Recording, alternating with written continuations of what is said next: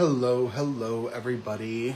Just getting everything all finalized for our live. Just pull this out just a little bit. Like this. Awesome. I know my grid isn't centered.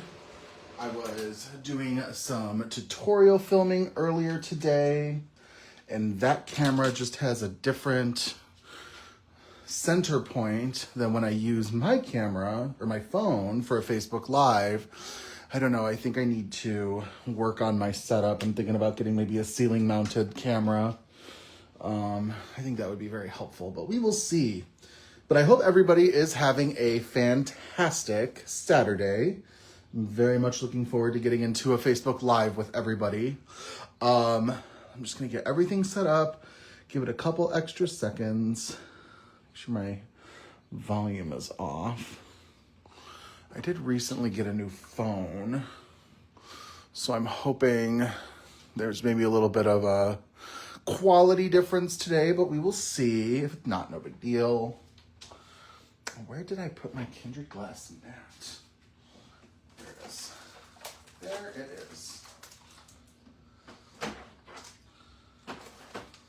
Oop, don't want to make a mess over there. All right, so we'll put this down here. We've got a little bit of ink smudge, that's okay. Let's do like this, for a bit. It'll work nicely.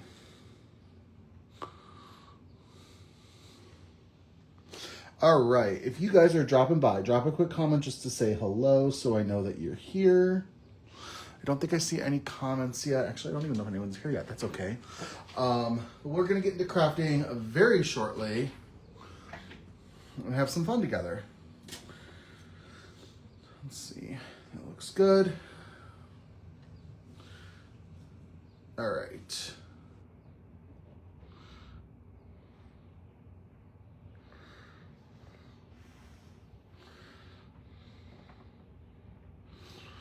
Okie dokie. So what we're going to do today, we are going to do like a nighttime scene using the pixie dust stamp set, which I've never actually created a card with, but we're going to use the main guy from the pixie dust set. We're going to color him up. So we'll start with that. I've colored up some images from the stamp set once before. However, I never got around to putting them on a card, I don't think. Let me check. I'm pretty sure that's the case. I don't know where they are though. So we'll get into a little bit of coloring first. If you have any questions or comments while I'm doing my demo, please feel free to drop them down below. I will be happy to go over anything for you, answer any questions or concerns. Just be mindful that it might take me a couple minutes to answer them if I'm in the middle of something or if we have other comments, but no big deal. We're going to start with the skin, which is going to be E04.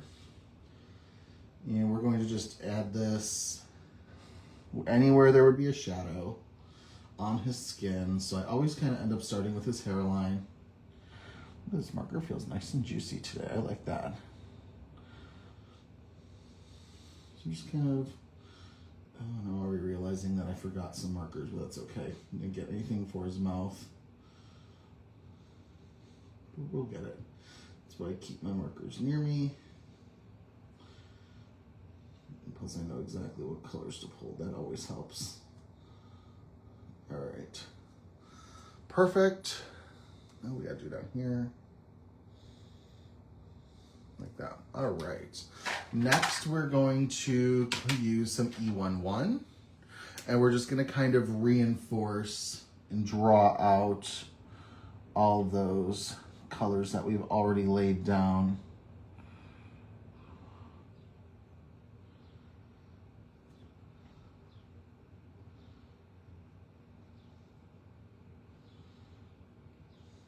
I say all those colors. We've only done one so far.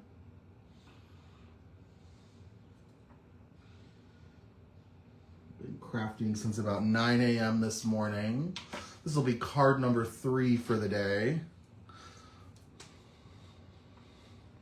I also, over the last holiday weekend, got all of my images colored up for our July release. I was very happy about that.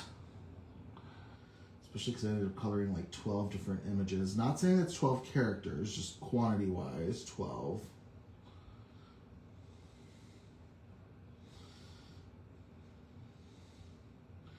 Of course, I can't give any hints.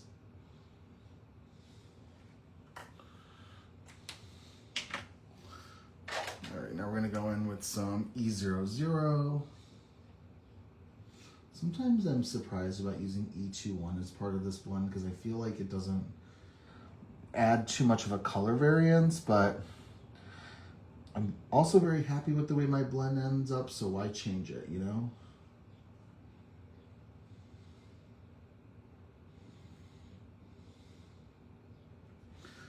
All right, and then we're gonna do some E000. So this set came out, gosh, when did this set come out? I want to say this set may have come out in like 2000 or 2001, and I think it was a summer set. I want to say it was part of like a June or July release. And this was a revamp because I know that there was, I think Never Grow Up was the original set. And that was an older Kindred style, and of course, since artwork styles have changed, we had to revamp this one to match it. All right, we're gonna go back in. We're just gonna repeat our colors. If you've not tuned into a Facebook Live of mine before, I do something with my Copic markers called I like just simply call coloring twice. I go from dark to light with my markers, and then I repeat the blend. And I do this with probably about 95% of the different color blends I work with. What this does, this promotes good ink blending, but it also gives me a nice saturated ink blending as well. So my colors will blend together nicely, but it also kind of, saturated is kind of similar to the word deepen when it comes to colors, but just kind of makes your colors a little bit more, or more intensifies your colors. That probably works as well. So not necessarily means like making them darker, but more so makes them intensified. There are some situations that I don't color twice. One is really simply when I have very small areas to color in. It's more important to me to not smudge anything and just keep the original blend. And then the other things is if it's really, really light colors, generally when coloring like something that I want to visualize as white, I'll often color that just once as well because I don't want that to turn gray. But anyways.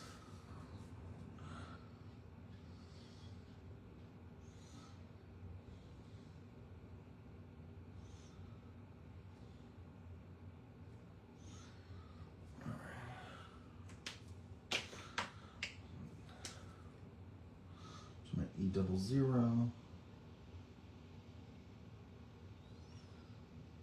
I'm worried today is not a good photography day for cards. It's not been a very great sort of weather week in the Midwest. I know, of course, we've had not great weather around the country.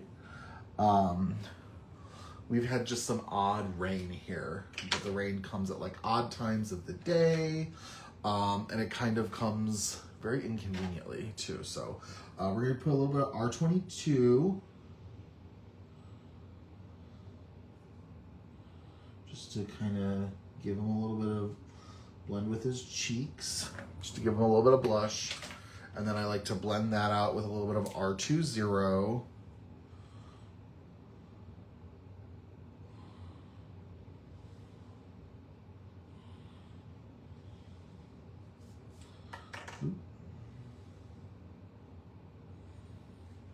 And then I'm going to take this and blend it all out with some E000. One thing, a little tip and trick to keep in mind, when coloring with Copic markers. If you're stamping your image out, well, you're gonna have to stamp it out. I have found that one of the most common places that will, like, of stamped ink that will bleed when coloring with Copic markers are eyes. And I think it has something to do with that it's a thicker area than the rest of the lines on your image. Like, it's a more concentrated space of that black ink. And I think it probably takes a little bit longer for it to fully dry. So I do recommend when coloring, try to kind of color around the eyes if you can. I mean, you don't always have to. If something is dried entirely, you should not have to worry about coloring over it, that it would bleed. But I would say most of the time when I color and I get bleeding black ink, it is around the eyes of an image. So like I said, just something to keep in mind. Before I do his mouth, I actually want to work on his hair. I'm gonna start with some, I think I'm gonna start with some E09. No, that's a little, we need to incorporate something a little darker. Let's see. What are we gonna do that's a little darker? I could pull in some E18, that might be a little darker. Because he's got kind of like a reddish, almost rusty hair.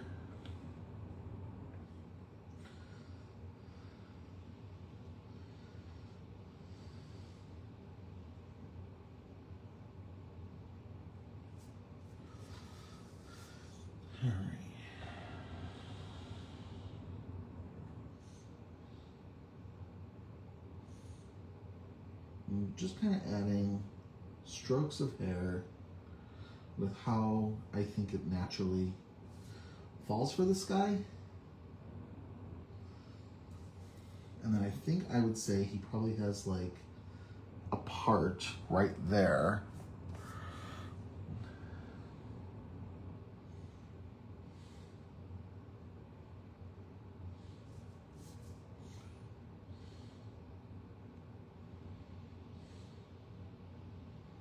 Like that. Okay. So that's E18. Now we're going to go with some E09.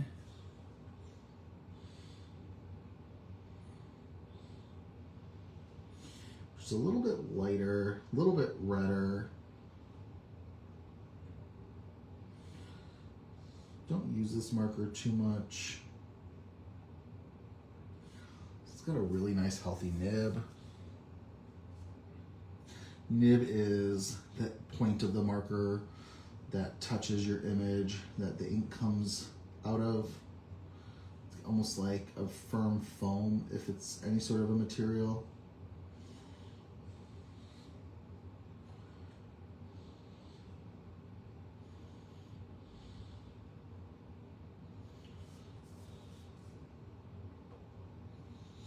All right, got that. Let's now go in with some E07, which is light mahogany, which is lighter.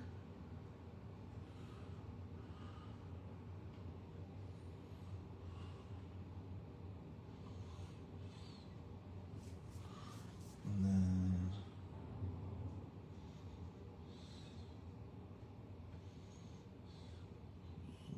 this, awesome. And then we're gonna go in, I'm gonna go right in with some Y14. Let's see how this layers. YR14. Yeah.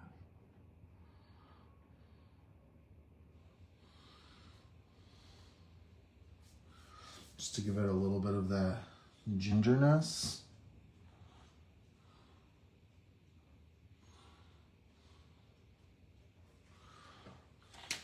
And then we'll do some YR12.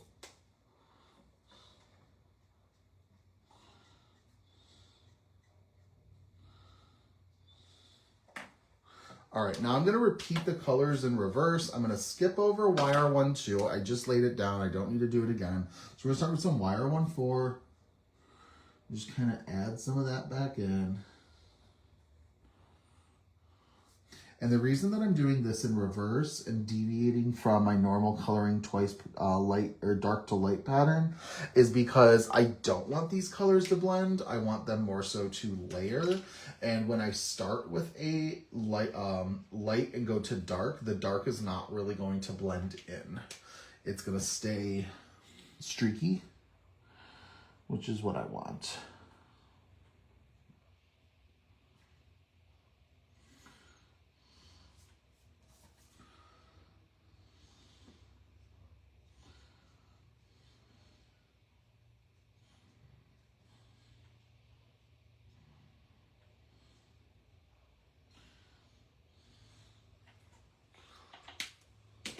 And we're gonna go with some E09.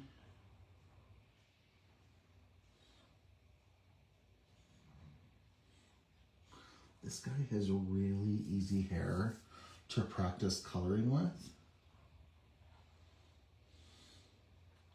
So if you've been wanting to try adding hair texture, I recommend an image like this. He's probably the easiest one from this set to practice with.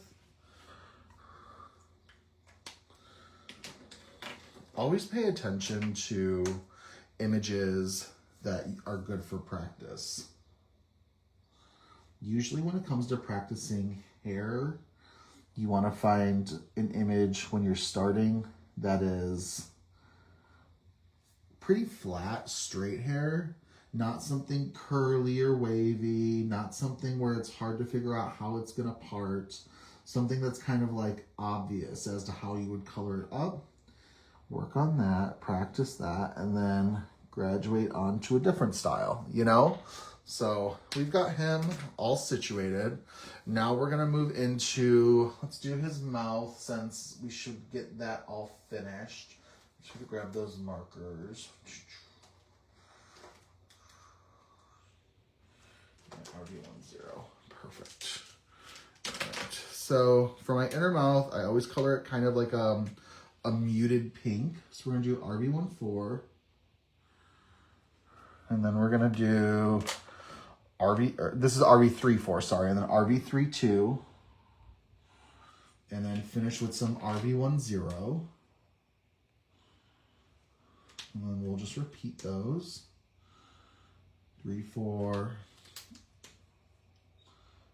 3, 2, 1, 0.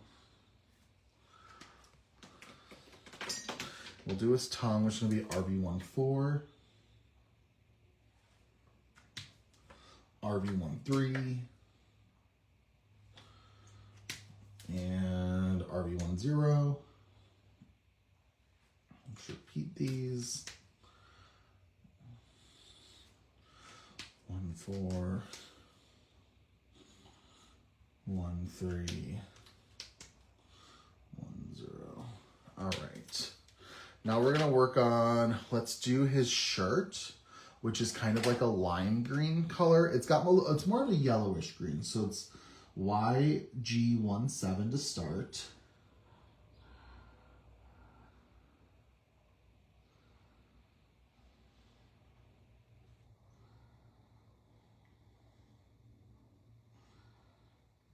Go along his belt.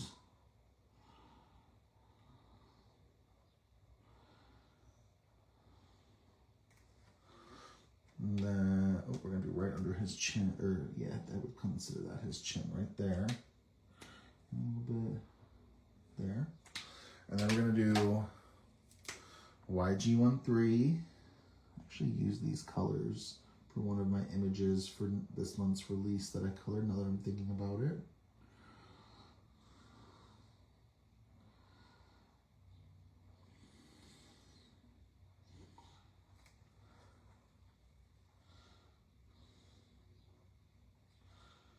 And then our YG11.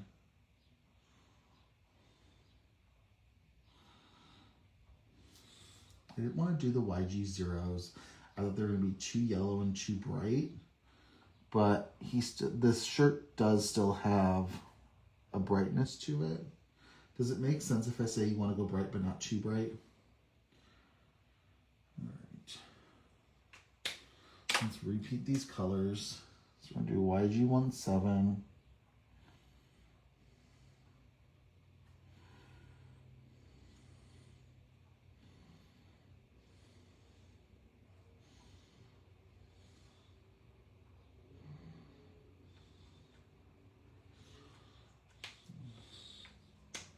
YG13. There's some weird noises going on outside, and I can't tell if it's a neighbor doing yard work or what it is. Because when I opened the door earlier, I couldn't tell if it was like a bug that was buzzing. Because we're not in the middle of like any sort of a cicada season out here. I think that was like last year or the year before. Oh my God, I'm glad it's not one this year. It's just been some weird buzzing noises.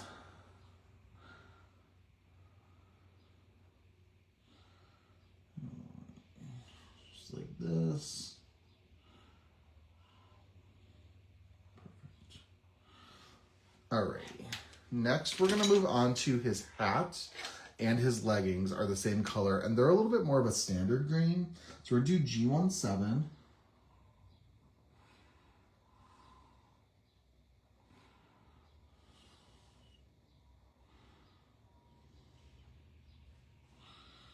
Just wondering if we should use something a little darker. Is there a darker G? G28. That's what we're going to do. That just feels like more of what I want the mid-tone to be. So we're going to go in with some G28.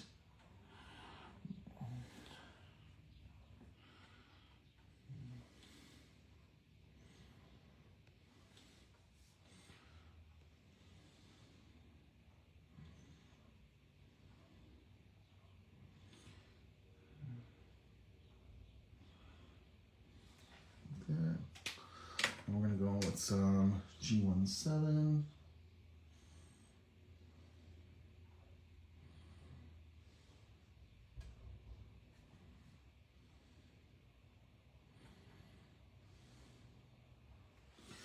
And finish with some G14.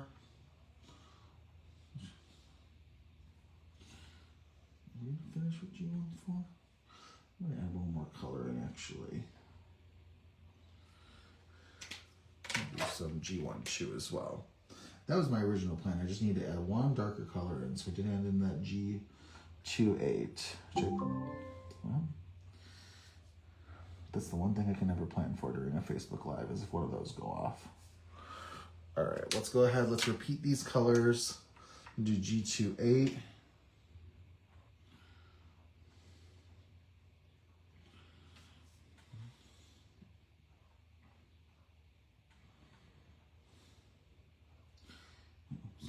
His shirt, that would have been a no-no. And then we're going to go G17.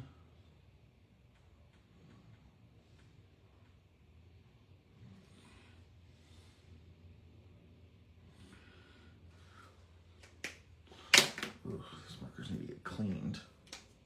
I might do that before we do our next blend. G14. And then G12.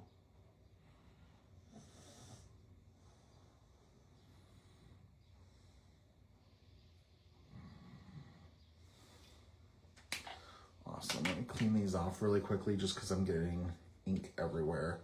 Part of my issue with coloring with Copics is like everyone's got their own ways of doing them. I hold my markers like very close to the tip, and that unfortunately gets a lot of things inky and dirty and kind of sticky. But I just like coloring like that because I like that it gives me a little bit more control over how my marker is being moved. I know a lot of people, and this is probably the correct way to do it, hold their marker closer or higher up the barrel so you're only ever touching the white part, not the gray part. And that way your fingers don't interact with the ink, but I just don't feel like my fingers move in a way that would allow me to avoid touching the ink. I feel like I need that more control the way that I color. Because otherwise you're kind of coloring like this, and I just feel like it's harder for me to get the control that I need. But you color however you want, just sometimes if you do it that's like not the standard practice way, there are side effects, so keep that in mind. All right, now let's do his feather. So we're gonna do R29. Make sure don't have any cons. It's okay. So we're just gonna R29. I'll try my best. R24 and R22.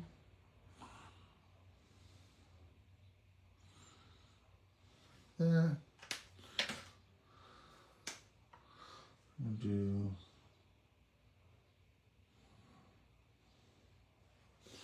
R29, R24, and R22. All right, we don't have too much left to do. We're just gonna do his shoes and his belt, and they're kind of like the same color. I think his shoes may be a little lighter than his belt, but I'm not overly worried. We're gonna do some E37. We're just gonna color them up about the same.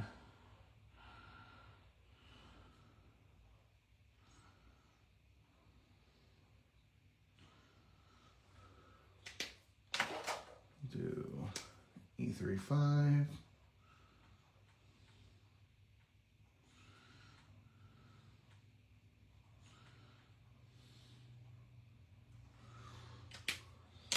E33.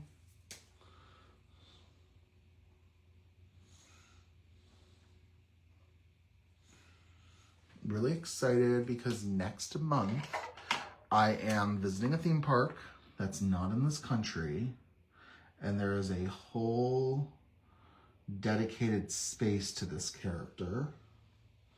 So I'm very excited to do some new exploring. This trip has been in the works for all of this year, actually, now that I think about it. We bought our plane tickets a couple days after New Year's. But we knew we were going beforehand. We were just waiting for flight prices to look decent. And oh my gosh, you guys, I always try to stay like alert with flight prices, because especially when traveling international, because sometimes they can fluctuate, and also sometimes you can really find like amazing deals. This destination, so we're going to Japan. This flying to Tokyo, there are not that many great deals that had popped up flying from Chicago. And originally, the flight itinerary that we had booked, we had found that we could get like an amazing deal if we flew out of Milwaukee instead of Chicago, which was not overly ideal because the flight was super early in the morning, so we were going to have to get something the night before. Ugh, I'm so excited, Lauren. I'm like beyond thrilled to go.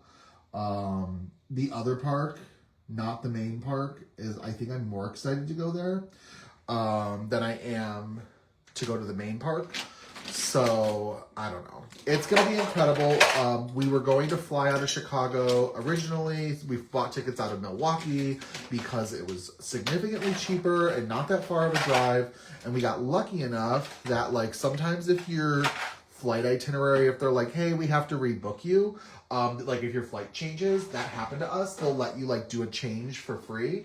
And we were able to change our flights to leave out of Chicago for no additional charge. So that was great. Only thing that stinks is we have a layover. And whenever we travel internationally, we try our best to not do layovers because it really affects the overall experience. However, we're traveling with friends. Our friends are not going on the same flight. They bought direct tickets, but it was like over $500 more per person. And when we're talking about like a married couple, our friends buying tickets like for them to go individually, it just made more sense for us to be like, you know, we're gonna just fly separate. And our friends are like, yeah, that's probably good. Maybe we'll do like work on going and not having to like fully rely on each other. Like we'll do separate flights. So I'm very excited. We leave at the middle end of August, and then we come back right before Labor Day.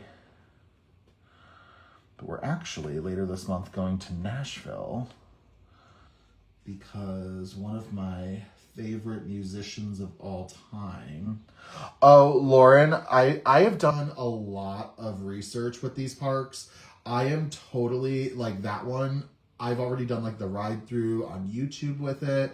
We are fully invested on that. Like I'm also someone though, like I will go on everything. I will try to do as much as I possibly can.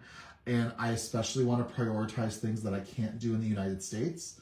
So that one is high on the list. We're also staying on property while we're there. We're trying out 2 of the different hotels. So I'm very excited about that. One of the hotels we're doing is the one that's like at the main entrance of the main park. So I'm very excited to try that one out. And then we're trying out a lesser cost hotel on our last night, which is very, how do I say, toy themed, toy oriented, toy fandom oriented. We're just doing that for one night just because it's the night before we head home. We didn't think that we were going to need to utilize the third night at the one place. And then not to mention the way that you book for the property is like very unique, that like they really only encourage like no more than like 2-night stays if you're booking a package. So we're like, you know what, we're gonna have to book a third night separately anyways. At least we're gonna be able to use the baggage transfer feature, which I think is important. But Lauren, I'm very excited. We last year went to Paris, so we had those 2 parks checked off. We're doing Japan to check off 2 parks this year, and then that leaves Shanghai and Hong Kong next, which are the ones that I'm like a little bit more, not concerned. That's not the word that I want to use. It's so we're planning on bringing cash with, because I kind of figured that they had kind of warned us that that's a thing that not all places accept American credit cards. So we'll have to figure that out. But going to Shanghai and Hong Kong just because of, I guess I'll say like political items, makes me a little bit more nervous. Skeptical, that's a good word. Skeptical is a good word. I don't know. And plus, those locations only have 1 park. I think that they're the only 2 locations that have 1 designated park, and I think everywhere else in the world at least has 2, if not more. So I'm like, well, how much time are we going to spend there? And who knows? We'll figure it out. That's not a today. That's not a this year problem.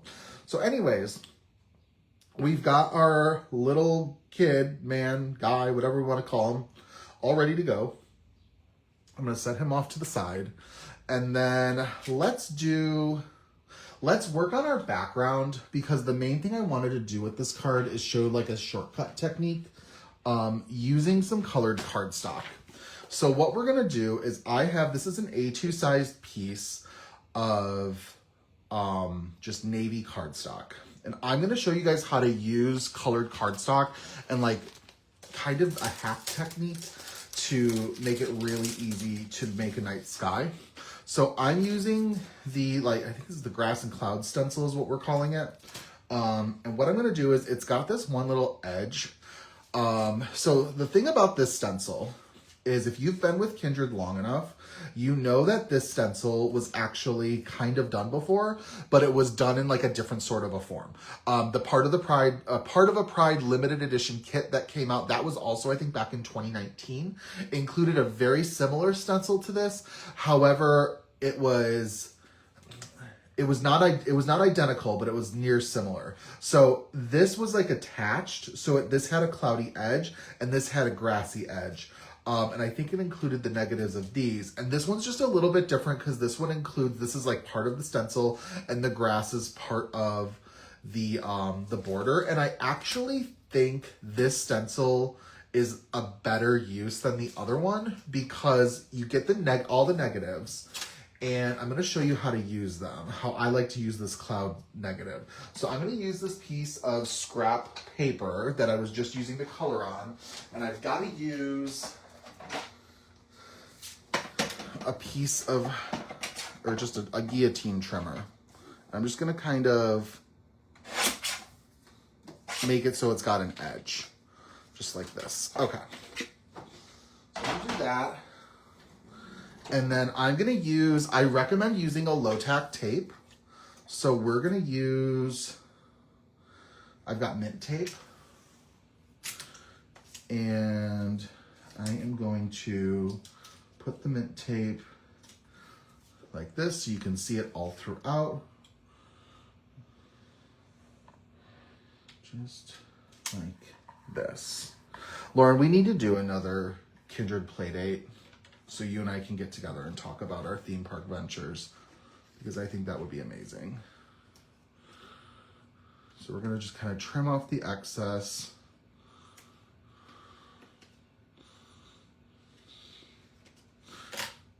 Also, Lauren, I'm also like low-key thinking about organizing some sort of like, maybe not like 100% Kindred sponsored, but like more of like my own venture of like just a play date. If I could find a space, just do like a day crop. I think that would be a lot of fun. So maybe we could chit chat about fun theme park things. So, okay. Anyways. Oh my gosh, no, I could talk about this all the time. And I know you love the parks too. So like, I'm just thrilled that you want to talk about them. So, okay, what we're going to do is we're going to use this negative on this navy background with a white, like pigment style ink. I'm using, this is, I think it's called Shark Tooth White. Yeah, Shark Tooth White Atelier ink. And I'm using it with a blending brush that's designated only for white pigment inks. And what I'm going to do is I'm just going to kind of pick it up. And then just sort of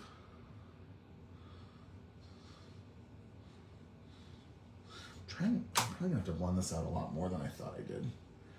Or try the other side.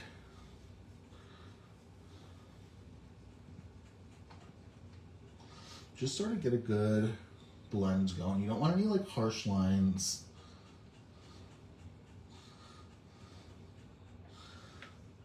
I don't love that. Why did I do that? We'll splatter it, and it'll be fine, but not what I go for. What if we try the other side? Hold on, let me clean this off. This is essentially what I'm going for, but I don't love these little chunky marks, so I think I'm gonna flip it over and try the other side. Actually, if you do like that, then actually, maybe I won't do the other side. Maybe you could buff it out like that and it kind of gives that wispy cloudness. Okay, you can do that then. We'll do that. So feel free to kind of buff it out if you would like. We're gonna do some splattering on top of this, so it's gonna kind of mask a lot of things. And I do think it's important to dab off the excess as if you're working with a juicy pigment. Look at all this coming off, oh my God. Yeah, dab it off. All right, and then we're gonna go in and do the other,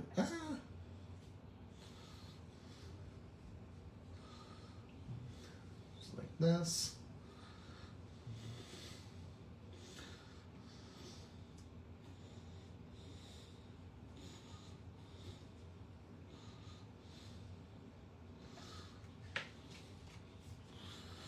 And just to kind of give like that cloudy background.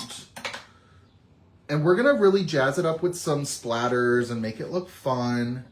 But we're just kind of, I'm using each side of this just to kind of give a little bit of a variance with these clouds. So I'm gonna go in, let's do down here. White ink is interesting. So if I'm being honest, I don't love pigment inks. The closest I get to using pigment inks is when I reach for my oxides. And oxides are not pigment inks, but they do contain pigment properties. I think out of any ink, pigment inks are the ones that are gonna give you the most sort of likelihood of smudging and irritating you. And I try to avoid that. But I do recommend getting a good white pigment ink to keep in your stash because it does help in things like this. The other thing that I have seen people do them with, and that I think is really kind of interesting is I see people use them as almost like a primer of sorts when using layered stencils. So follow me for a second. You know, with layered stencils, like, you're kind of using a bunch of different colors, and because you're using a bunch of different colors, it's really hard without special techniques to use a background that's not just white. But like, I don't know, maybe you're making like a Halloween candy layered background and you really want your background to be like light purple or light orange, but it's not going to react as well to some of the layering inks.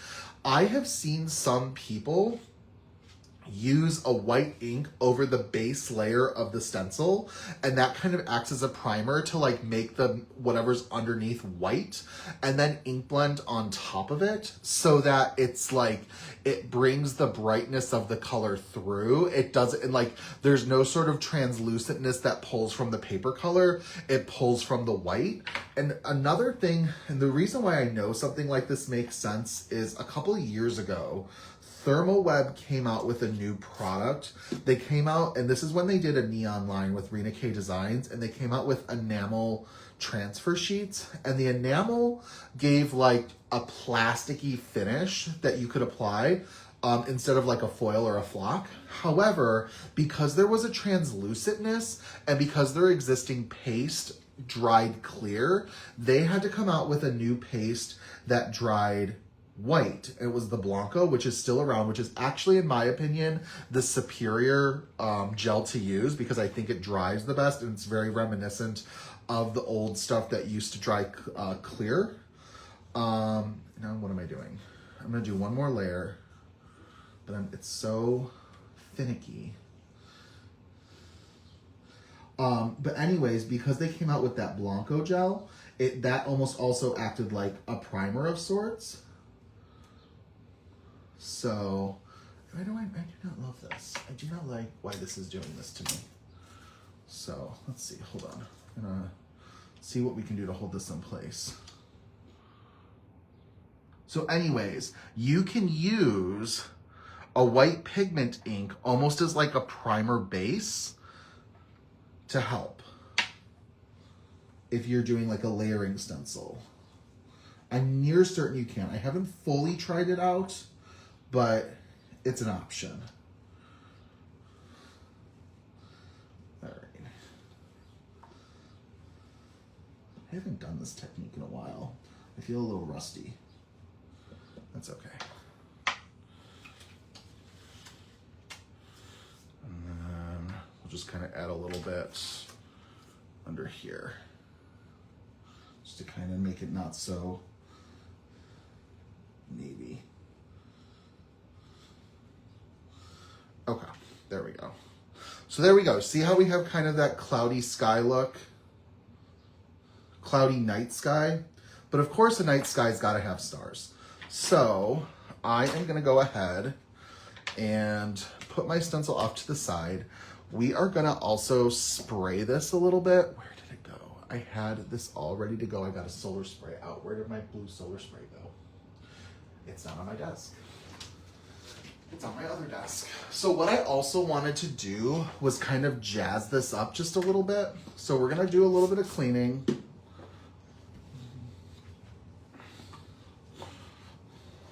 And I'm gonna pull in an old Kindred Stamps box that I use for my splattering.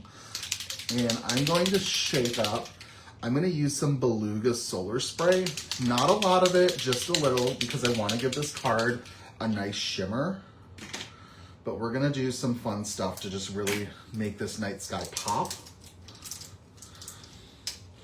So we're getting there. All right.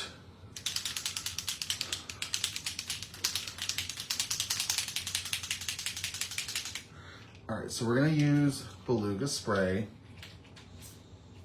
And this is just gonna give a nice sort of pearlescent shimmer to this card, which I think is perfect when you want to make your card just a little bit more magical. So we're gonna just do a little bit like that, but then we're also going to do some splatters as well. Now the thing about solar sprays is there's like a pearlescent color shift property to them. So as you can see, even though this looks like a milky white color, when you spray it, there's like a color shift blue coming through. And I think it just adds like a magical factor to your card. So that's why I thought it'd be really fun for this. Next, we're gonna pull in, I've gotta shake it up a little bit, some opaque white paper splatter. Also, if you have like a white acrylic paint, if you water it down a little bit, that will work just as well.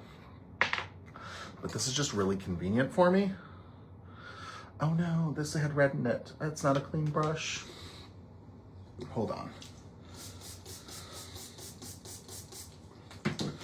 Oh, that's because I used a red splatter earlier. No, obviously. All right, we need to do a little bit more.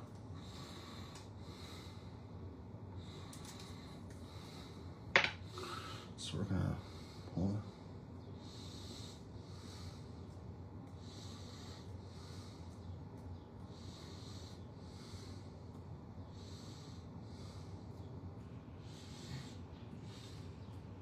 Isn't this looking like magical? That's the whole thing I'm going for, is like I want it magical, I want it shimmery.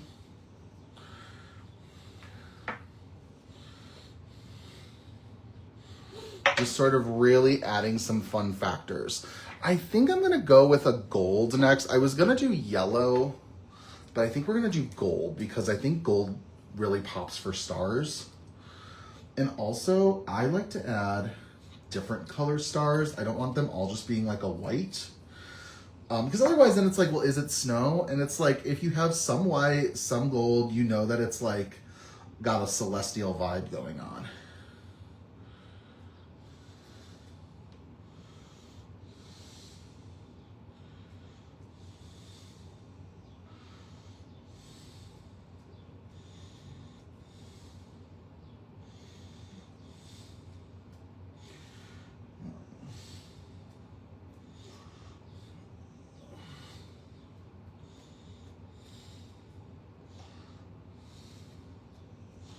This is super splattery. I love it. That's one thing though, like sometimes I go like a little crazy with the splatters and it makes things look like non-realistic. I probably could have reined this in and only done like 2 squirts using the solar spray, like just a couple taps of a white splatter and a couple taps of a gold, but I think this is really fun. You know? It really gives some fun color properties to it. I just gotta let it sit aside to dry for a little bit right now. So anyways, we've got that. My image is all colored. Let's do a little bit of die cutting.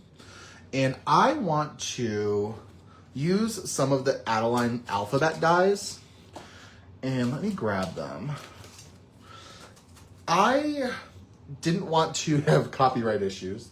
So I'm modifying the original sentiment that I wanted, and I'm gonna say, let's do a sentiment that says, let's go, and I'm gonna die cut it from this yellow cardstock, but I wanted to have a property that is going to give it a little bit of an ombre. So we're gonna go in with some mustard seed distress ink, and I'm gonna add that to this bottom edge, because this is just gonna be easier to do now than when each of my letters are die cut. So we're just gonna go in, I'm gonna try to kind of get it pretty dark. Just like this.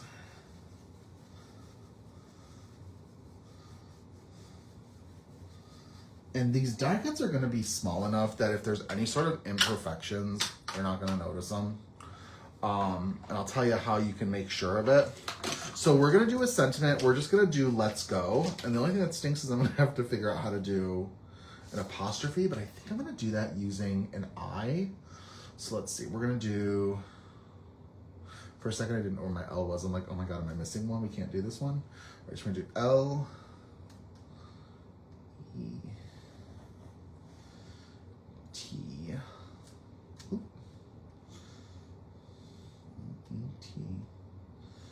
I'm gonna do an I, because my thought is I can probably cut off the tip of the I.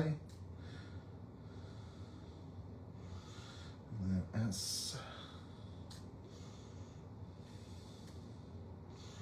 Which is the right way to do this? Is it small on the top? Lettuce. It looks like lettuce. Let us go. Let us go. All right.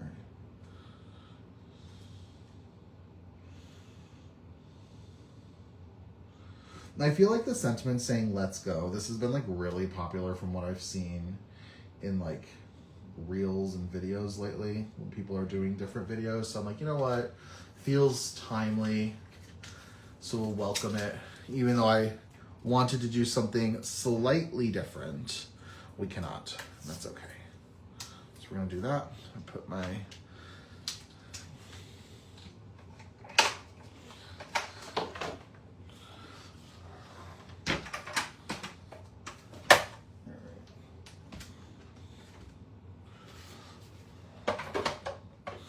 go ahead and get this die cut.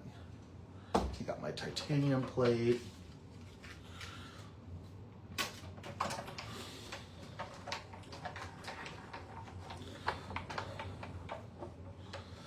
All right.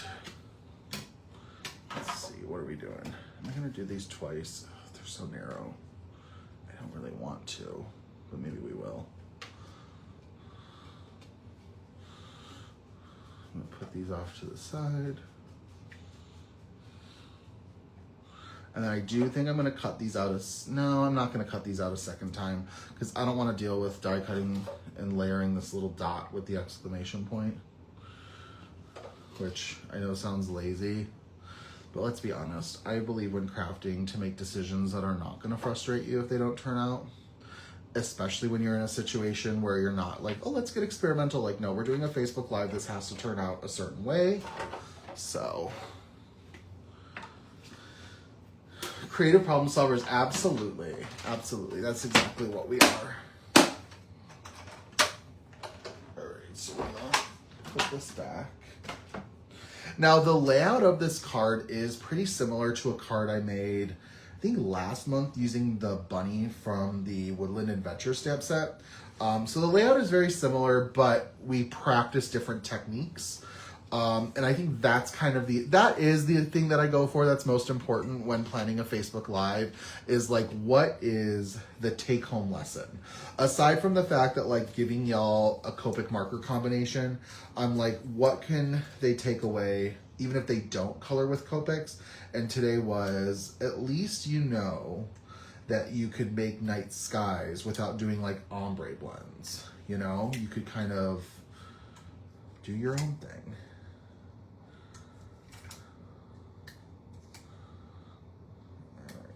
So I'm gonna keep this piece of tape for now.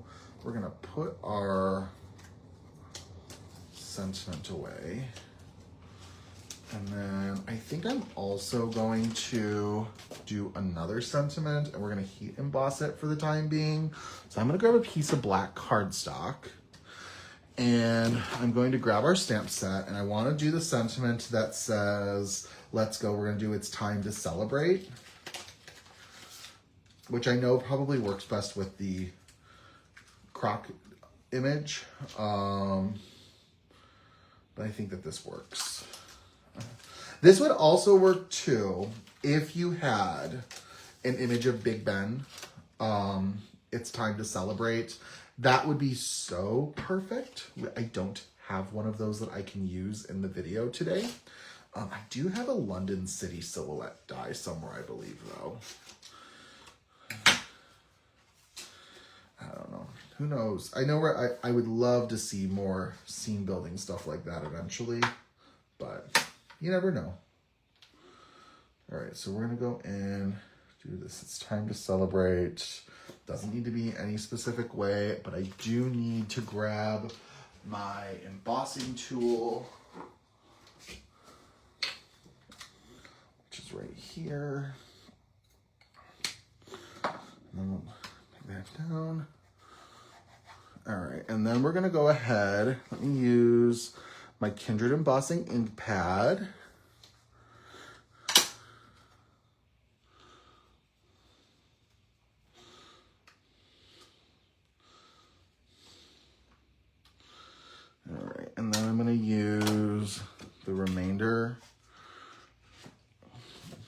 the remaining portion of my scrap paper, and we're going to do some Snowfall White embossing powder.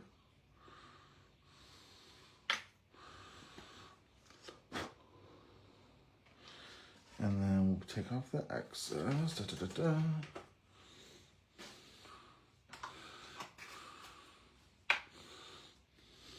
Just make sure, I think we're okay. Just want to make sure there's no like significant excess.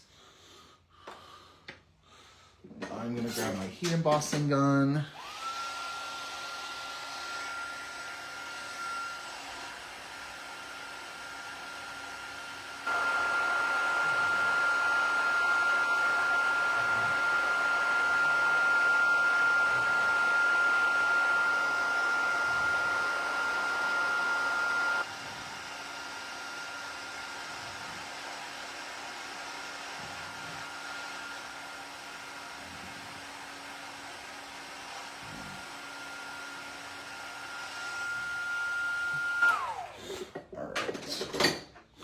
Let that dry for a second.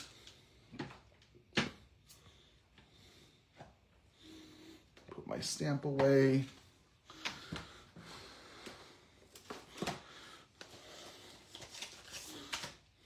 And we'll die cut it out.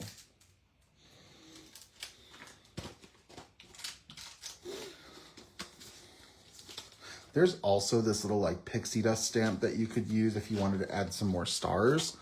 I just didn't do that today. All right. And let's go in. I pulled some die cuts and now they're missing. Ooh, there they are. Just gotta make sure I'm pulling one that's the right size. Maybe a little smaller.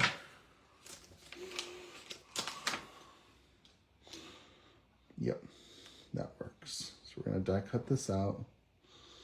Just gonna line this up.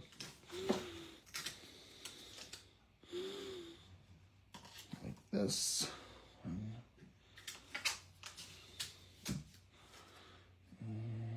We're gonna do a little bit more die cutting after this too, just for some layering. I'm a little finicky when it comes to rectangle layering, and I want my die cuts, I want my layers to kind of be perfectly measured, because I find that no matter how hard I try, if I cut them by hand with like a guillotine, I make mistakes. So if you want precision, that's what you go with. And I know that I'm doing black on top of a navy background, but I just thought it would work rather than navy on navy. So we've got our It's Time to Celebrate. Put this back.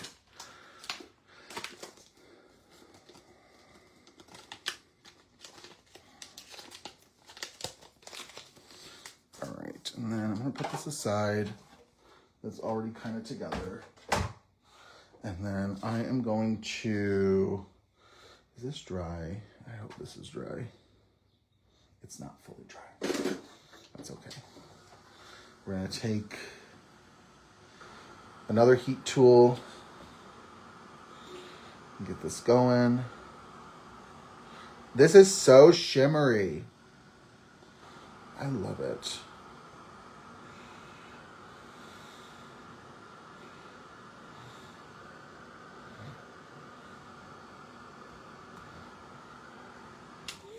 All right.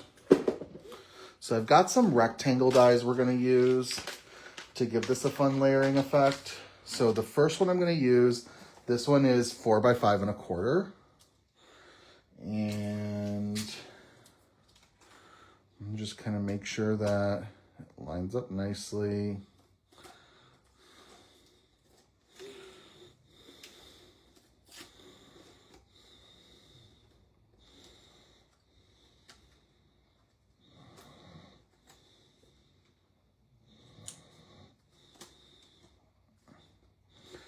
Line that one up. And then I have another one that's 4 1/8 by 5 3/8 that I want to use. And I have a piece of just light blue cardstock that I had pulled out from my stash that I was going to layer this with. I think I'm gonna do that, because I think that'll work nice. Now, it would have been nice as well if I would have pulled like a gold cardstock, but I've already got enough shimmer. I don't need to worry about more. So we're just gonna play off of the blues. All right, so we're gonna go in. I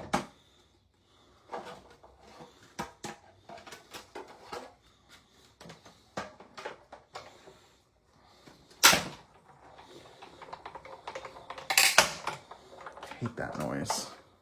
It only happens with some dyes, bigger dyes typically. All right, so I've got this layer nicely cut to size, and then we can do this layer.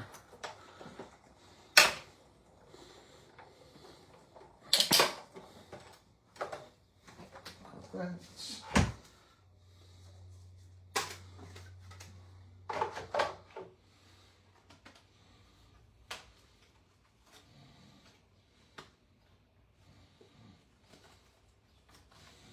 All right, so I've got my 2 layers.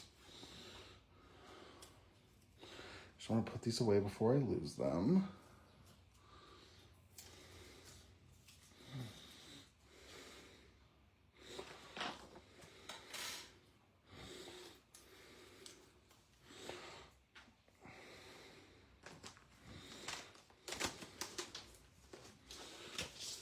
Get these situated.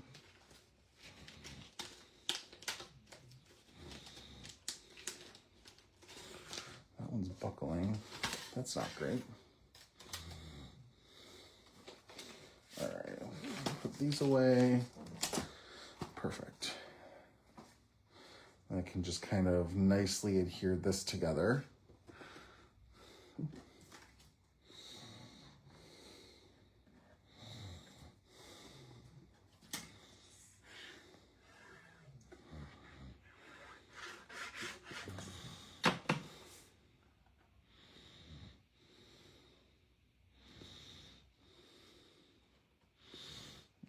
So just kind of line that up.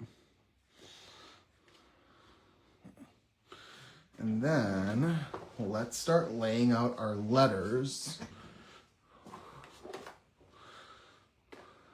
So let's do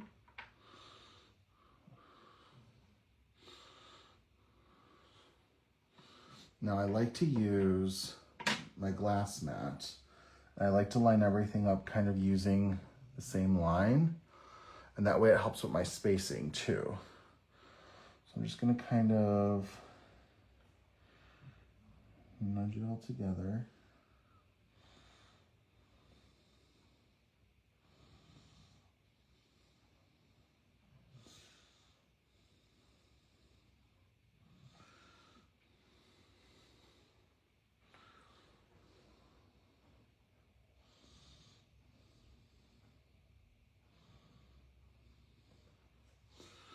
I gotta just make sure there's a slight larger gap to accommodate for the apostrophe.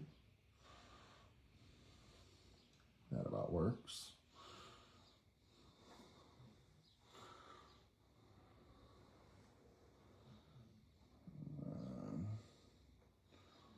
G, O. And then I do have to use the exclamation point.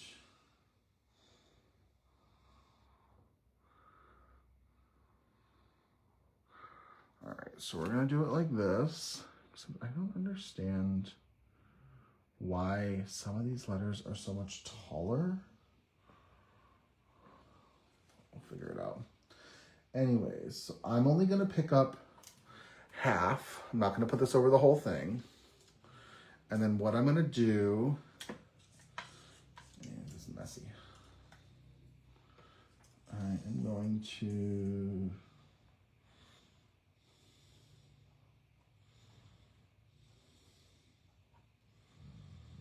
apply it to the back. Not doing too much, just enough so that it'll stick to the paper.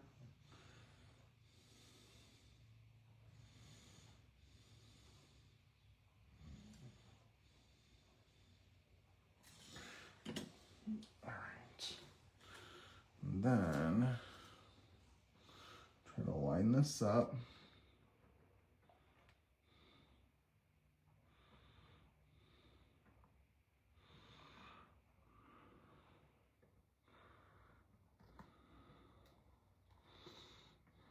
I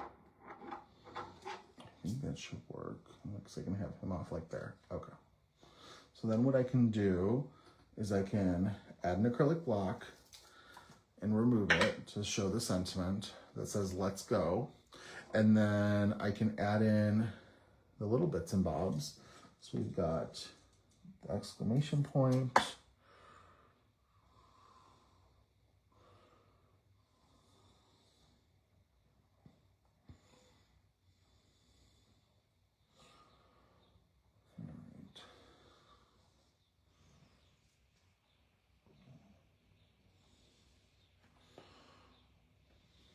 I don't know why it feels like that G is smaller, but what do I know? So then I'm going to use my scissors and I'm just going to kind of carefully cut. Ooh, that was not that great.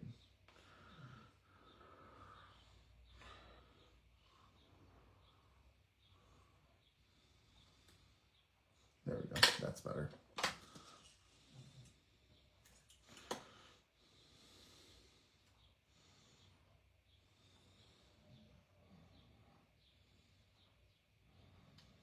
All right. Just kind of use tweezers, kind of nudge it into place. We love a grammatically correct crafter, right? All right, and then we're gonna do It's Time to Celebrate underneath. So let me add some foam tape.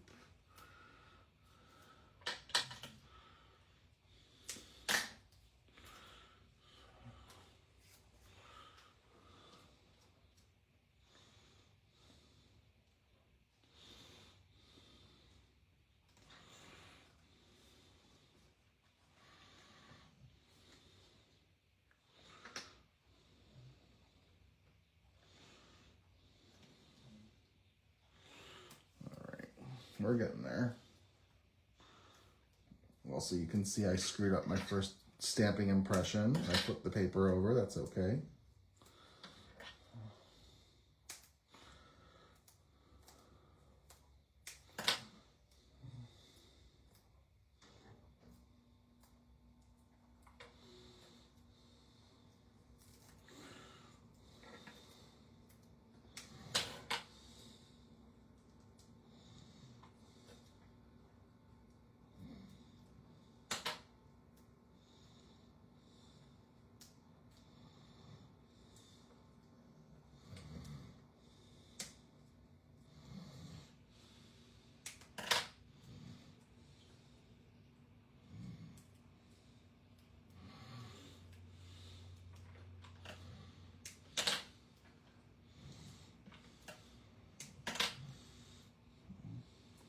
All right. We're getting there.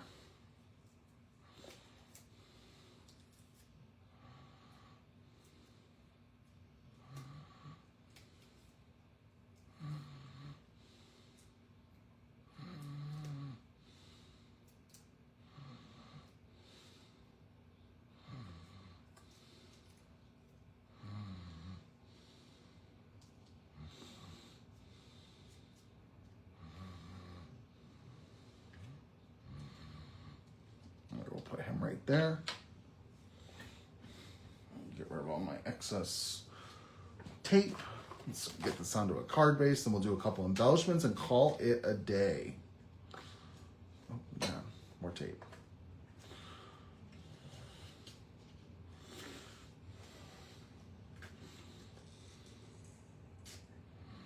I actually have one kind of important detail I'd like to add. I'm just hoping I don't screw something up.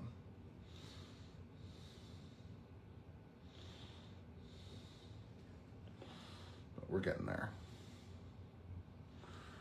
Okay. Perfect. Now, I do think it's important that we stay true to this fandom a little bit.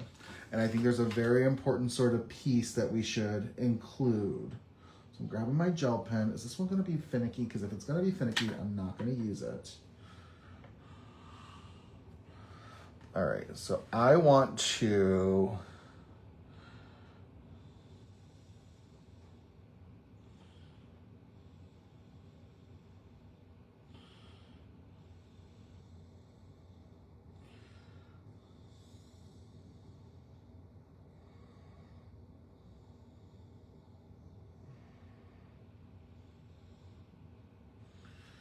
I think we need to have it a little bit.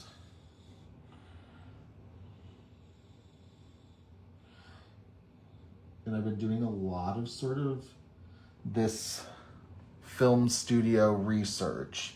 And there's like a particular style of star that's seen. And I wanted to try to capture it. So we're going to do that.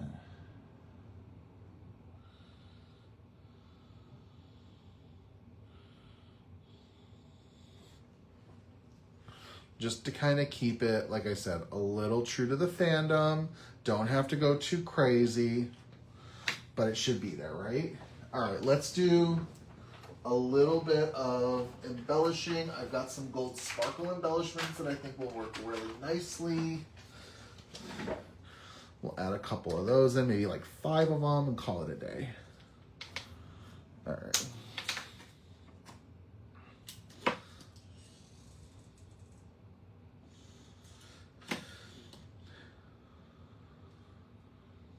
We had to include them, right, Lauren?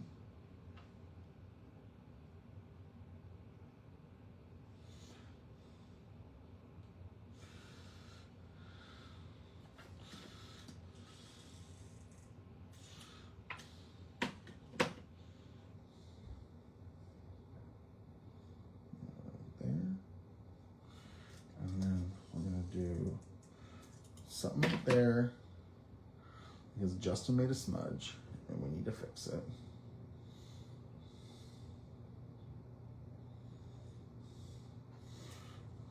Yeah. And then we're gonna do right like this, maybe like that.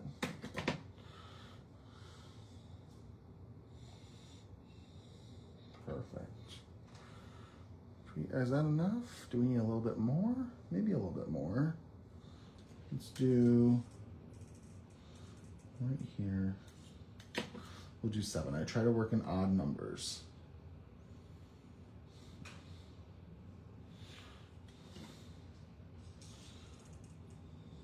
All right. Put one right there. That one's not being. That one's not behaving.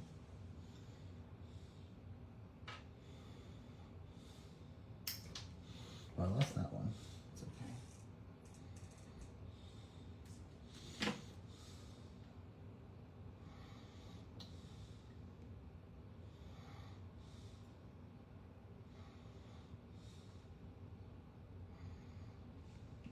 There we go.